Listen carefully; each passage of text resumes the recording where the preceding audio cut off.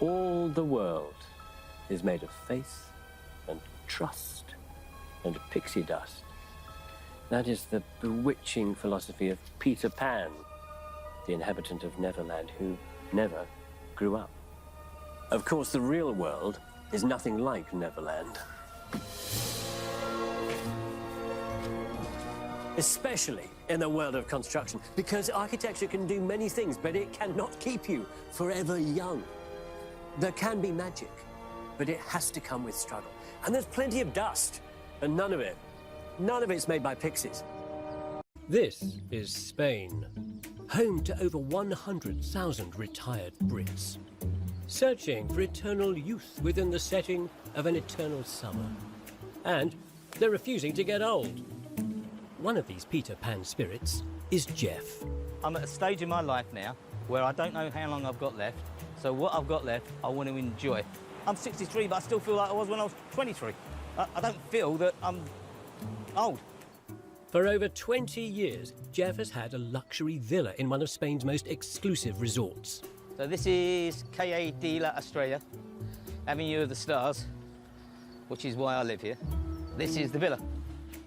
Jeff grew up in the East End of London before running a successful advertising agency. But early retirement was soon followed by the breakup of his 32-year marriage. I got divorced 3 years ago, and I just decided I want to do something with my life, and I want to see my family growing up. And if I stay out here, I won't be able to do that. For the first time in my entire life, I can just do what I want to do. No, it's not a midlife crisis. Jeff is now selling up in this Spanish paradise to build a home for himself on the flat, grey, windswept banks of the Blackwater estuary in Essex, which will bring him closer to friends and family. I can go anywhere, but I'm choosing to come here. Hey, that's awesome, that view. That's just, you know, OK, the tide's out, but it's just wonderful, and the noises. I just love it. This watery wilderness is an empty canvas on which to paint a new life. Edge of the world here. This is as countrified as it gets. This is the entrance at the moment. How much land have you got? It's 7.5 acres. Oh, that's big. Yeah. Big site. A large site, maybe, but it is a floodplain. So the planners insisted that any house here would need to be flood resistant. Because it's on a flood, it's built to withstand a once-in-a-thousand-year flood, just in case I discover immortality. This is a house that's cantilevered. Yes. On a central column. So it's elevated, it's off the ground? It's probably 15 feet or so above the ground. What? 15 feet? Yeah. That's substantial, that's big. But it'd be nice because I'll have these wonderful views of the river, yes, to the sea. Yeah. It'd just be fantastic. Jeff didn't have a hand in designing this gravity-defying building. He actually bought the land with planning for £325,000.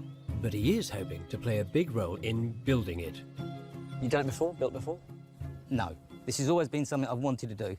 And because I'm that age now, I'm on the back nine. So you're retired now, is that right? I've retired 7 years now. And how's that been? It's boring. People build for all kinds of reasons. Some people our age build as monuments, build a house as a monument to ourselves.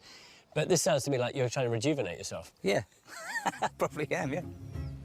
The original architects, who have a lot of experience with flood-proof houses, won't be involved. Jeff's not even using a professional project manager. And this is a really complicated house to build. Arguably, the most important part of Jeff's solo project will be underground. Here, 30 heavyweight concrete and steel piles will be drilled 14 meters deep. These piles will be key in anchoring this house to the ground. Some will have to resist upward forces of over 200 tons.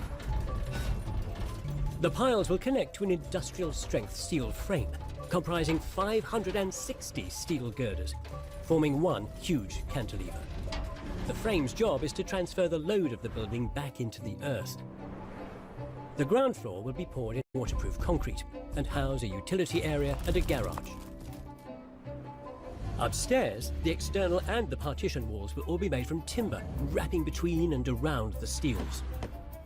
On this floor, an open-plan living room and kitchen will lead to a large balcony through floor-to-ceiling windows. The views will stretch out across the estuary. The 3 bedrooms will each have a slice of those views and have their own ensuite bathrooms.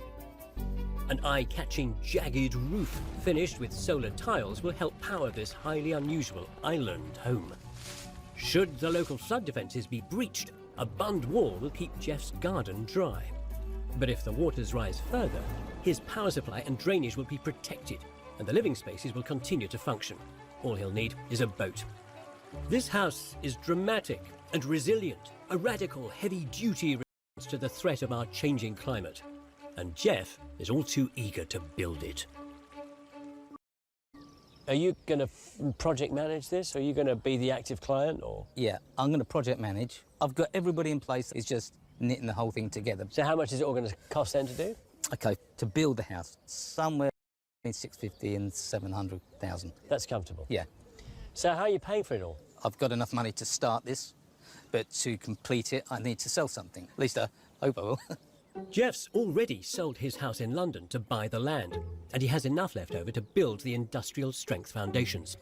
But to finish the project, he'll have to sell his villa in Spain, which is already on the market. And of course, he'll have to manage everything by himself. People do get stressed building, and when they get stressed, which they always do, they have a confidant. They have somebody, you know, in the background there to talk to. Who's going to serve that role here, Jeff? Not being able to pay a mortgage and being out of work, that's stress. Having a dreadful disease, that's stress. I'm building a house. I'm building something that's just going to look like nothing else. That's not stress. No? No, I'm not stressed. No? No, honestly, I'm looking forward to it. I don't have anybody to answer to. I don't have to go up and show plans to people. I don't have to get approval. I can just do what I want. It's a whole new future. It's a new chapter. Jeff will have some support nearby. His daughter, Scarlett, lives just over half an hour away with her husband, Lee. But they don't completely understand what Jeff is trying to achieve with this building. You don't get it? You don't get it, do you? I think he's trying to go back to his roots a little bit. Remember his childhood. Do you think the whole project's a bit overboard, though? No, I wouldn't say overboard, but I do think he's never done anything this big. He's an optimist, and I think because he's only got himself to answer to now, he thinks it will be smooth sailing. Do you think bloke was in advertising all his life? Is this Jeff, post-divorce, rebranding himself? 100%. Really? I think so. I think he's not with my mum anymore, so he just wants to start a whole new chapter in his life, isn't it? He wants to do something he's always been held back from doing. My mum would never really want to build a house in the middle of nowhere. The thing is about family separations is that individuals then sometimes go through a rocky time and He did for the past year. It was hard for him, or for everyone, really, so late in life, I think. But yeah. Do you think he's resilient enough to do this? Or is he going to suffer a little on the way through? to say he's not going to suffer is, I'd be lying. I think nothing, especially building a massive house, not even a normal house, like a spaceship house, to say he wouldn't get stressed along the way, he will. Jeff will get stressed. Will he? He will get stressed. The countdown to stress, Jeff's somewhat ambitious 8-month schedule, starts in late spring. The groundworks team start by drilling the 30 holes needed for the steel and concrete piles. These will anchor Jeff's pedestaled palace in place. These are the deepest piles on this elevation here. Right. These ones here, I don't know if you can see the bottom of them, but basically it's 14 metres deep, 14.6 to the bottom of that one. When you're sat with your whiskey and your cigar in the summer, you're not on the wonk. These foundations are a big operation and have over £100,000 price tag. But Jeff isn't scared of splashing the cash. I'm a big spender. I've always been a big spender. Having sold his UK home, Jeff's also had to find somewhere to live for the duration of the build. Always the ad man, he's not living in a static caravan. Jeff's got himself a statique. This is where it all begins. Moving into the statique. It's rent-free. It's quite large, actually. This is all part of living life, being single on a building site. This will be Jeff's home until his new house is ready. At some point, this is going to be the ultimate man cave, yeah. But he still needs to sell his villa. Yep.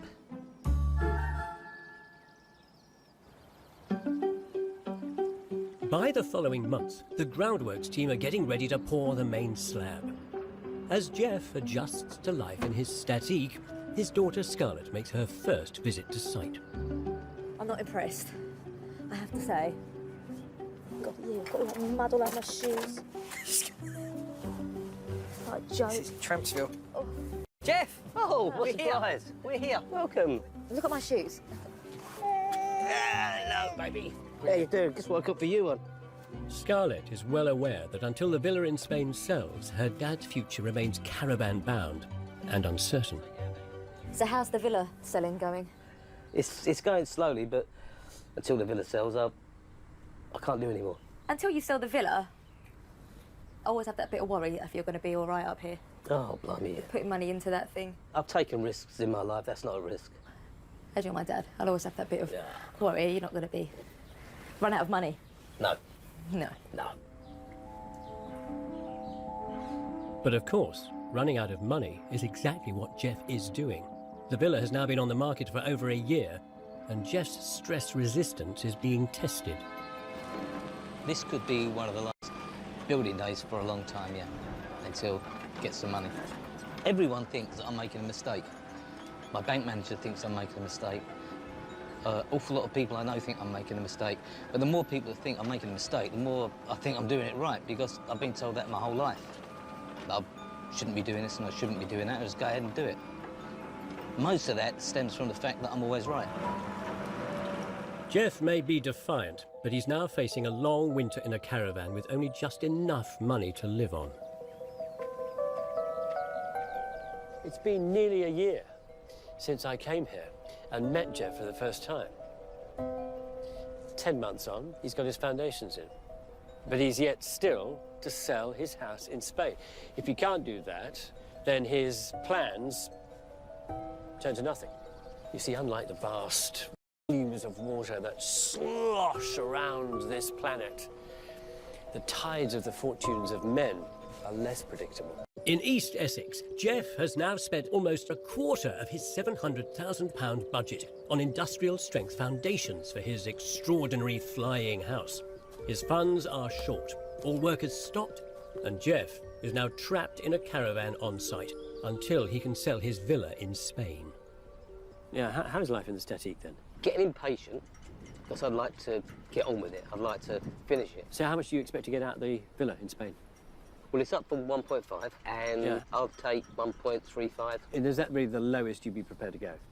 I'd already been offered 1.2. Okay. And I said no, because I put enough away to keep me alive for a year. For a year? And that's it. So the villa has to sell within the year. So selling the villa is really crucial, isn't it? Because without that, you don't either have enough for the project, you don't have enough to live on. Yep. So here's the gamble. Holding out for a big payout, Jeff faces a miserable caravan. It'll test his resolve. But if there's one thing Jeff's good at, it's surviving. I'm a fighter. I'm a fighter. I've always been a fighter. Growing up in the East End, Jeff spent a lot of his youth in the boxing ring. You know, when you get hold of one of these ropes, all the memories come flooding back.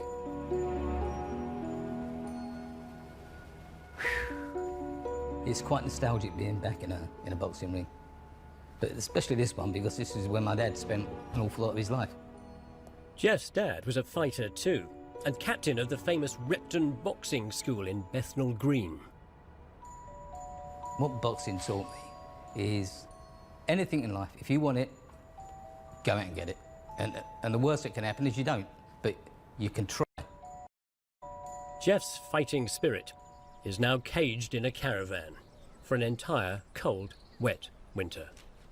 However, early in the new year, Jeff accepts an offer on his villa for just over £1 million. The first time in 2 years, like really great, because I've got enough money to build a house, I've got enough money to put in a bank and live the rest of my life comfortably. You know, everything's going great.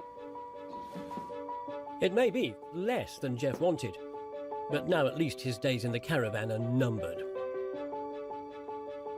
I'm getting to here with living in the Statique, and I'm not going to go through another winter. So I'm really, really glad everything's happened, because now I can get on with it and get out of that caravan. Nothing's going to stop me now.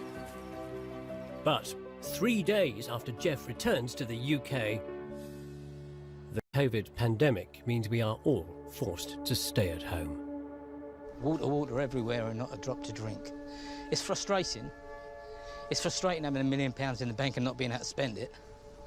But I'll spend it soon enough, and then it will go, then I wish I had more. Jeff is delayed for an agonising 5 months. But by midsummer, there are at least signs of life. £190,000 worth of steel is arriving today. Yeah. The steel frame has been redesigned numerous times. 1,500 drawings detail the huge cantilever. It's a big cantilever. No one's ever built anything like this, so it's a bit sort of, you know, we're having to 3D model every single part of it to enable us to know what order to put things up in. So, yeah, it's a bit of a challenge. Jeff has now spent over a year in his caravan, so he's driving a schedule that could see the house move from foundations to watertight in under 2 months. He's keeping everyone on their toes. You told me 4 weeks, right? Yeah.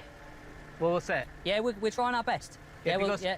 I've got people coming in, bang on that. Yeah. Yeah, that's fine. So you're right? Yeah, we'll be all right with that. So you didn't mean that then? Yeah, that's fine. That'll be all right. Steel is the only material strong enough to deliver this building's dramatic cantilever, the frame for which is one of the most complex I've ever seen. The steel going into this house is definitely not normal. Not normal at all. I don't think we'll ever build another house like this. The steelwork soon begins to levitate over the foundations. The outline of this highly engineered home is taking shape. But 1 week in, the team hit a problem. Some of the columns that we installed weren't lining up quite where we thought they'd be. And then we discovered a new set of drawings that we hadn't been made aware of. A mistake we could have done without. The discovery of the mislaid plans is not good news for Jeff's tight programme. Working off the wrong fucking drawings. I'm not spending another winter in a caravan. I'm not. That's it. What with all the revisions being made to the design, no one was fully keeping track of the drawings. Generously, the steel team swallow the extra, although you could perhaps argue this was the project manager's responsibility. It would have been nice to have a project manager on board. Unfortunately, Jeff has taken the role. He hasn't got the knowledge that's required to do a job of this magnitude, so it's his prerogative, it's his house, he's paying the bill, so it's his disco. I can't be ever at fault. I'm project manager. It's my money. I'm never at fault. Right? By the end of the summer, the confusion over the drawings has added 6 weeks to the schedule. But as the steel frame grows, it's clear just how ambitious this project is. God. Jeff's home is starting to look more like an oil rig. That is a junction. That is not straightforward. Not straightforward to draw, and not straightforward to build, or to figure out when you've got the drawing either, which is why people have written numbers over everything. Because how else would you know what was meant to join which bit? The pace on this site is fast, but there is one corner where things are a little more relaxed. This is where I have cocktails. The sun deck. Yeah. But this is at least progress, and you must be feeling good. Yes. Your finances and your budget, are they kind of stable and under control? Everything is bang on line. This all says to me that you can get to first fix, maybe second, if you're lucky, by Christmas. No. Without tiling, without decorations, no. Maybe with cladding. No, I will be in there before Christmas, by hook or by crook, and it will be tiled. I'm not holding you to anything, but I'm good luck, because I mean, I squeeze that. What's provided you with the stamina to kind of keep going? I won't ever be beaten. Occasionally I've lost at golf. That's a fact. You won't be beaten. No. That's a very good motto, isn't it? You had that written above your door. It is 6 weeks late, but by the following month, the colossal steel frame is up, and Jeff gets the first glimpse of the view this house will afford. This is everything I wanted, yeah. Just fantastic view. Absolutely fantastic. So when I'm up here with a glass of something and a big Cuban cigar, that's what I'll be looking at. Now the steel is up, Jeff doesn't waste time in getting more trades on site. Like his scaffolder. Walking my dog and on the job, giving my card, and here I am. With the steel rib deck down, Jeff can start pouring the specialist lightweight concrete first floor. This is the first time I've used lightweight concrete, but it's all the same, it's all grey, it's all messy. It's 3 times the cost of normal concrete, because this special mix, often used in skyscrapers, has an aerated aggregate. It should halve the weight of the first floor. For any ordinary project manager, this would be a highly anxious time. But there's nothing ordinary about Jeff. I've got the floor being poured today, the scaffolding going up, the insulation being delivered, and the walls being poured. It's a busy day. But I'm going off to play golf now, so I'll see you later. Clearly, Jeff's technique for minimising stress is to avoid it altogether. A dangerous tactic. 64-year-old, Jeff's chosen way of life is tough. For over 16 months, he's endured the cold and damp of a caravan. It's a caravan, you can't move, and it's a shithole. Happy about it. That's what I eat. Slut shit. I'm not going to spend another Christmas in this caravan. He should already be living in his £700,000 flood-proof house, but he's only just finished the steel frame. By early autumn, the carpentry team are on site and have begun filling in the gaps between the steel. There still is a problem because there's so much of it. And obviously it needs to be insulated. You know, it's just adding to the time more than anything. As to the project manager, Jeff's hatred of the caravan is motivating him to crack on. I gave you the drawings of the kitchen, right? He's hoping to get this house livable in just 3 months. I'm more hands-on than I've been so far today with the build. Before, I didn't have a clue what I was doing. Like a general marshalling troops in battle. Okay, good. For victory, Jeff needs to be across every detail. And so there'll be a beer fridge on the end. Did I mention it? You did. I think he's learning a lot as he goes. He's got quite a lot of people here now asking him a lot of questions, but he still seems to be dealing with the stress quite well. She's just putting more and more time on it, isn't it? When can we do that then? We're not reliant on the plumber. It's going on and on and on. He's now taking full responsibility for the schedule and the budget. Any errors, and Jeff will only have himself to blame. The buck stops here. Over the coming weeks, progress is hit by a torrent of rain, and Jeff's floodplain starts to, well, flood. It started raining at about 5 o'clock, and it didn't stop until I went to bed. I hate the wet, more than I hate Tottenham fans. With the wet comes the mud, and it's everywhere. Oh, how I love mud. Oh, do you know, this building has begun. It's onslaught to the water, hasn't it? It's kind of unremitting. How do you deal with the stress of project managing? I just think about what it's going to be like when it's done, and what I'll be like when it's done. What will you be like when it's done? I'll be happy. I can't wait for it to be done. How are you feeling now? Cold. Sometimes I go into shops and it's warm and I just want to stay in there. Sometimes when things start going wrong, why did I do this? But it only lasts a day. And, you know, I've had a lot worse in life. The building ought to, if it works really well, it ought to really invigorate you. It ought to rejuvenate you even. Yeah, I'm sure it will. I love it. I love it. And I'm about to get it. Maybe you are Peter Pan. I wish I could fly. Jeff has been tweaking the design of this building to keep costs down. He shortened the bund wall around the garden and changed a first-floor concrete wall to timber. All necessary if he's to stay within his £700,000 budget. So here's the thing about Jeff, right? He's at an age where things slow down and things stop, by which I mean money. He, at his age, can't get a mortgage, he can't get loans, he can't take out more credit cards, he can't go back to work, he can't do all these things because they're just not there for somebody in their 60s. This building represents the entirety of his assets, and there's an important conclusion about that, which I'd like to relate to you, but he and I are almost the same age, and I've just had a senior moment. A month later, and the pace on this build is unrelenting. Jeff's begun the first fix electrics, as well as fitting plasterboard and insulation to the internal walls. But the house still isn't weathertight. The roof's still going on, and the rain is persistent. It's getting a lot muddier. The weather's turning on us. So, yeah, chasing it a bit. A few weeks before Jeff's Christmas deadline, his building has a roof, but his schedule is crumbling. The windows have been held up and won't be on site until the new... That hasn't stopped him fitting his kitchen, though. Normally you would expect windows to be in, but the client really wanted it in, so we're installing. He asked for us to carry on, so that's what we've done. This project was supposed to take 8 months, but has now taken closer to 18. For Jeff, the pressure of taking on this huge task alone is starting to tell. You know, this last few months have been tough, and it's been a little lonely. I'll give you that, but anyone would be lonely. I mean, there's a lot of people in a lot worse position than I am. A lot of people are lonely and ill. I'm not ill. I'm lonely, but I'm not ill. Loneliness can make us question ourselves in strange ways.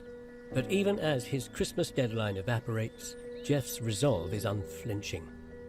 The man will not be beaten. Number one, I don't ever give up. Number two, I'd start it, so I'll finish. Finish. I don't regret anything I've ever done in my life. Certainly not this. By the new year, Jeff is, of course, still living in his caravan. But at least his windows have arrived. I don't even know which one this is for, you know. Careful, because it's slippy. Go slow, go slow. Fitting windows to a building floating 15 feet above a sea of mud is far from simple. I wouldn't put it on there. I wouldn't put it on there, to be honest, because of holding it. Do you want to get into that position? Get that into position. £30,000 worth of glazing goes in over one day. And finally, Jeff's flood-proof house is watertight. With the interior dry, it's improved. He's also enlisted the help of his old friend, Steve. How are you going to do this one? As a decorator's mate. I've known Steve probably 50 years. Oh, we met on the bus on the way to school. We were lovers. Jeff and Steve grew up on the streets of East London in the 60s and 70s. It was rough. There were bomb sites everywhere. In the East End, growing up, people used to clean their teeth with bicycle chains. That's true. What drove me to get out was I just didn't want to be poor. I worked hard. Steve is one of the few people that's seen Jeff's fighting spirit in action in an East End boxing ring. Steve was at my first senior fight. Waste time going. Only lasted 12 seconds. Still good at the bar afterwards, wasn't it? Yeah, got more time now. Mind your ass. Somehow, Jeff has managed to piece together a monumental building. But I can't help but notice that his unmovable budget and erratic pace have taken priority over the sophistication of the original design.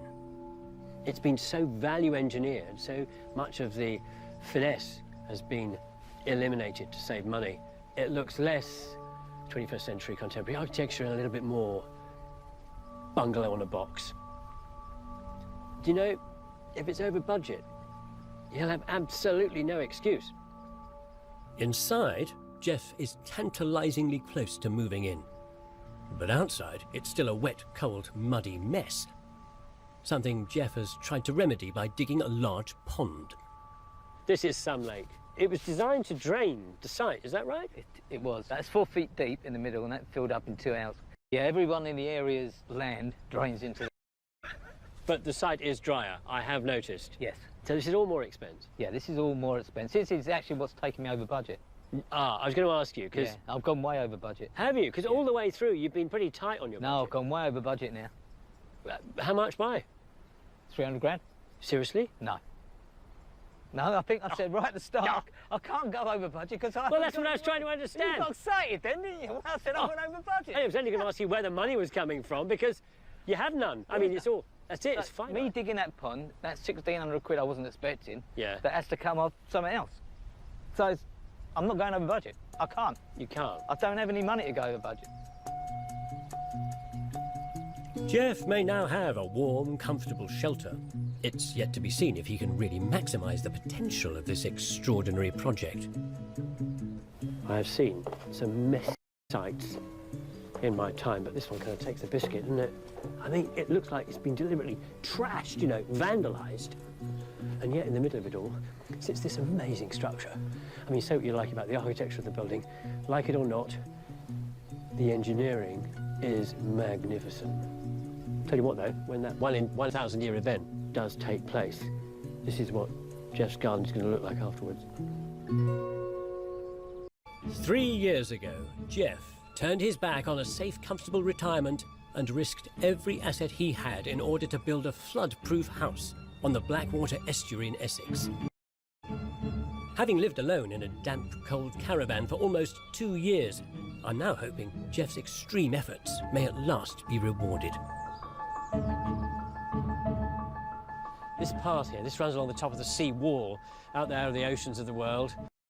And over there is the house, and look, it's, what, 3 metres down to water level here and only 2.5 metres to land there. And it's not even high tide, so you can see what a threat all this water presents. And it's raining. I mean, it feels like it's the beginning of a 1 in 1,000 year event, which means somebody ought to build an ark, really, oughtn't they? Jeff.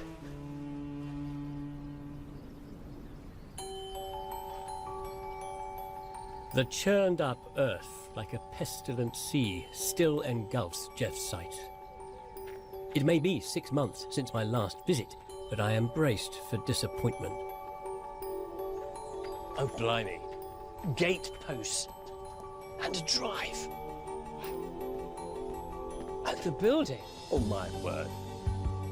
How could I have doubted? Jeff's new beginning hovers above the scarred earth. A clean island in the mud. The closer you get to it, the kind of wilder, the kind of bolder it is. I mean, that overhang from here looks impossible. It looks as though it shouldn't be there. It looks as though it's floating. There are clearly some unfinished details, but they are dwarfed by the theatrical force of that cantilever. The building has all the poise and resilience of a prize fighter, ready to resist the rising tides. Not too unlike its owner. Hey. Hey, Jeff, how are you? Yeah, good. How are you? I'm really well. I'm admiring this kind of flying boathouse vibe going on at the back. It seems really appropriate. It's fitting. Yeah. How are you? Yeah, I'm really good. Really good. Yeah? Yeah, it's a little wet, but, you know. Well, look, I mean, it could be a lot worse, couldn't it? It could be a 1 in 100 or 1 in 1,000 year event. Well, we'd be safe. Just go upstairs. We'd just be upstairs. Yeah. So the house is completely watertight. The only thing I'm waiting to finish is the balcony. You know, COVID has caused so many problems. Yeah. And with supply, and it's just screwed everything. To get this far has been nothing short of a miracle. From whichever angle, wherever I look at the building, that's in the background. Yeah, that'll be gone soon. I hate that caravan. It was soul destroying. They weren't good days, but that's all behind me now. Look, I don't want to dramatise things, but it has started to rain again. We go in? Yeah, good idea. I'm looking forward to this. OK, so, yeah, welcome. Thank you very much. This is a nice piece. Yeah, this was originally in my office, so... Can I use it? Sure can. Hang my coat up on it. That is great. Oh, no, and a massive wine rack to come in and select the next bottle from. That's really civilised. This ground floor also contains a compact utility space and an intriguing glass box. I thought this was the wine cooler, but this is a lift. This is the lift. You don't need that yet, do you? No, I don't, no, but building regs. You're just worrying about the next 5 years, mate, that's what. Yeah, well, I've only been up in that with my granddaughter. I haven't been up in that on my own, and I never will. I'm going to walk up the stairs. Let's see. You keep your finger on the button. Number 1, yeah? Ready, steady. Yeah. Oh, yeah. You haven't started. Come on. No, I'll still beat you at the top. The lift may be slow, but I'm hoping it will deliver me to this building's greatest delight. I beat you. Once on the landing, you're drawn out into the main living space. Oh, look. This is the main act. That is... Wow, that's a showstopper, that one. It's a lovely view, isn't it? Well, I was thinking about the sofa, in fact. I'm loving that carpet and that sofa combination. Jeff, you're a man of interesting tastes. Well, thank you. I like outrageous. It's out there. Yeah. But then, so are you, so... The most important thing for me is I've got to look at it for the rest of whatever I've got left. Yeah. So it's got to be pleasing for me. It's got to bring you pleasure. Yeah, of course. And I like it. It Great. brings me pleasure. This is my home. This is where I'm going to live. Even Jeff's colour choices are muted by the views out over the estuary. Oh, yes, you see. This will be full of trees. Yep. Birds, bees, dragonflies over the pond. Yep. And then you've got the wildlife behind, which is basically, you know, conventional songbirds, mixed with all the wildlife coming off the estuary and the mudflats out there. I have to remind myself that where we're stood is on the overhang. I mean, actually, the overhang goes quite a long way back, doesn't it? Yeah, it does. The cantilever. It does. So if I jump, what happens? I mean... Yeah, you're not going to move that. Nothing. No. Nothing. No. The building is a survivor, and so are you. Thank you. Thank you. Jeff has battled through every obstacle this process has thrown at him to create this flying fortress. For so long barricaded in his caravan, he is at last surrounded by the comfort of a modern home. Jeff's bedroom is entirely unsupported from beneath and takes in views across the local sailing club. Moving through this house, there are even more show-stopping surprises. Guest bedroom, very nice, looking out over the gardens and woodland. There's a little bit of view that would like one of those, isn't there? That's quite special. Jeff's interior choices have clearly been buoyed in the knowledge that the only person he needs to please is himself. There are 2 more guest bedrooms, each with their own intoxicating views. And there's even room for a study. Look at this. This is respectable Jeff. Beautiful green carpet connecting to the landscape outside. Oh. Now that, if I'm not mistaken, is Jeff's dad. And that's what makes this house so interesting, is that it is full of the man, you know? This place doesn't look like a furniture showroom. It's not bland, it's not grey, it's not fashionable. But it is Jeff's autobiography, this place. It's everything that means something to him. And that's quite humbling, that's quite magical to experience. The interior was always such a huge priority for Jeff to get finished. But his journey to get here was not easy. Obvious to all those who watched him from afar, like his daughter Scarlett and her husband Lee. Building a house by yourself, in charge, being the client and the project manager, all in one, it's kind of quite a thing to take on, isn't it? I think because also he wasn't in a house, he was in that caravan, living the life of misery. I felt so awful for him. He also had to sell his place in Spain. I got a lot of resentment over that against him. That you haven't got a holiday home to go to. He sold our family villa. It's not on. And what do you think of this place? Love it. It's very Jeff. Yeah. He's done it and I'm so proud. He done well. And with Dad himself, I feel like he's changed. He's sort of happier. Now it's here. He's made his mark. This is his now. He's got no past anymore from anyone. This is his. Scarlett is right.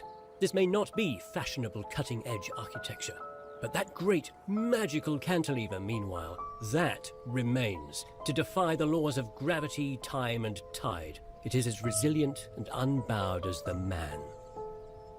You took this project on, you ditched the architects, and you kind of went alone. You didn't get a project manager either. You did. You took every design decision. I did everything not to do when you're buying a house. You know, I'm not perfect. I know you think I am, but I'm not. You know, if I had it again, I would do certain things very differently. I mean, will you be bang on budget? At the beginning you said 650 to 700,000 to build this house. Where are you now? How much have you actually spent? Probably 700. I haven't gone over budget. I wrote down that this is what I'm spending here, this is what I'm spending there, and I've stuck to it. What was the lowest point? Probably when it would not stop raining. Yeah. And it was flooding everywhere. It was horrible. It was horrible. How have you kind of found the resilience to just be by yourself and do all this? It's great when you've got someone to sound off to. But when you haven't, you haven't. You just have to get on with it. Just have to say, well, that's it. Looking forward, next, say, I don't know, 5, 10, 15 years, how do you imagine life in this house being? I don't expect to be here in 15 years. Oh, come on. Yeah. You wouldn't even be 80 in 15 years. Oh, yeah, but I don't want to be, like, old. I really don't want to be old. You are Peter Pan, aren't you? Yeah, I like the way I am right now. I just like me. I want to live in this house. I want to enjoy it. I'm happy with the end result.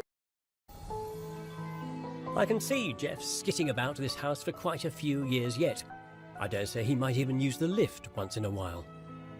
But when the waters do rise around this building, whoever lives here then will surely thank the man who sacrificed so much to create their redemption. This huge cantilever feels almost dangerous standing underneath it. Who would do such a thing? Most people, when they retire, what do? Buy a camper van, build a bungalow maybe. Oh, admittedly one on the ground, yeah? But when I look at this building, what I see is the sort of physical embodiment of one man's spirit, you know? Because this building, like Jeff, it's a bit of a bruiser, you know, it's a fighter. This one's fighting against climate change. And like Jeff, this one also is reaching out, stretching itself for an ambition. And like him too, of course, it will not be beaten down. What was that sign at the Repton Boxing Club?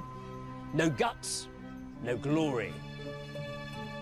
咱今天给大家分享的是大豆的超高产种植技术。说到大豆啊，大豆大家不要把它当粮食种。在粮食的分类上，大豆不是粮食作物。大豆不是粮食作物，它是什么？它是有料作物。咱们的粮食分类有粮食作物。有有料作物，有蔬菜作物，有经济作物，然后还有各种果树，有地下根茎类作物。蔬菜里面有果实类蔬菜，有茎叶类蔬菜，还有球类蔬菜。这是从分类上讲的。大豆我们感觉是粮食，实际上它已经很多年前就列为有料作物。现在在国内的大豆价格比较高，咱们农民关心的是什么呢？关心的是大豆的产量。大豆，我们农民种的大豆所有的产量不能提高，是被80年代、1980年以前的农业技术误导了。那个技术是1980年以前，大家想想90。00、10、20，这套技术过去了40年了。那我请问你，如果还沿用那个技术的时候，难道这40年就没有农业专家了？难道这40年中国的农业技术就没有进步？难道这40年中国的农业技术就没有发展？这都不可能吧？我们的科学技术是一日千里的发展。所以说，如果你还在想那个80年代以前的技术，所以说明不是我们当专家的落后了，而是你落后了，你没有通过学习。那有人说呢，专家就是这样讲的，那专家没有学习，你没有学习，你没有研究新技术，你又不承认别人的新技术，那就行了。那这套技术是什么技术呢？这套技术是种大豆不施肥的技术。种大豆不用肥料，为啥不用肥料啊？他们说大豆有根瘤菌，根瘤菌就是肥料。你再用肥料是多余的，会产生汪长。那么现在对于这种过时40多年的技术，我来给大家分析一下。咱们不要再受这种技术的约束了，它已经制约了大豆产量的提高。大豆里边的根瘤菌是孤单菌，叫孤单菌。这个孤单菌它是把氮肥固定到这个根上了。为什么固定到根上？因为在大豆的生长期，氮肥的需要不同。氮肥呢，大豆叶子比较茂盛，叶子正反两面都有茂盛度。看到